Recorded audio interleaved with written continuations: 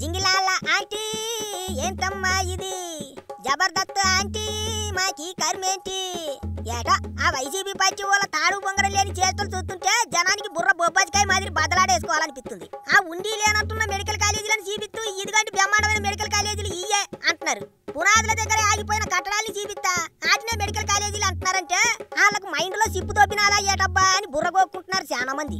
ఇక జగనన్న ఎడ్డతికలేసం చూడలేక వైసీపీ లీడర్లే అన్ని మూసుకొని కూకుంటున్నారు.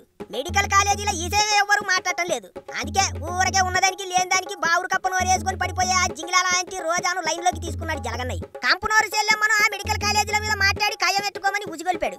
అట్ట అన్న ఫోన్ చేసి చెప్పాడో లేదో ఇటు అర్జెంట్ గా రంగంలోకి దిగిపోనది కిలికజ్జాల తల్లి. ఎన్నాళ్ళు ఆ డ్రామా షోలలో సీరియల్ షోలలో వానొచ్చేసిందో వరస వచ్చేసింది అనుకుంటూ ఎడాపెడా గెంతులేసిన ఆంటీ ఇప్పుడు మెడికల్ కాలేజీలో ఈసే మీద గొంతు చించుకుంటుంది. ఆవిడ కోరికే ఏంటి తెలిసి చెప్పండి మెడికల్ కాలేజీల గురించి. 2 ఏళ్లలో 500 కోట్లు ఎట్టి మళ్ళీ గెలిస్తే తాను ఉండటానికి ఆ రుచికొండ మీద లంకంత కుంప కట్టుకున్నాడు జగన్నయ్య. పిల్లలు చదువుకోవడానికి మాత్రం బడి బంగ్లాలు కట్టిలేదు, మెడికల్ కాలేజీలు కట్టిలేదు.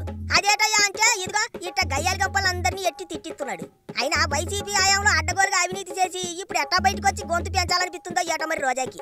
ఆడదామాంధ్ర పేరుతో అంతా ఆరతికర్పూరం చేసిన తల్లి ఆ బైరెడ్డి సిద్ధార్థ రెడ్డితో కలిసి కోట్ల రూపాయలు పక్కదారి పట్టించారు. ఇదే కేసులో ఆంటీని అరెస్ట్ చేయడానికి కూడా ప్రభుత్వం రెడీ అయిపోయింది.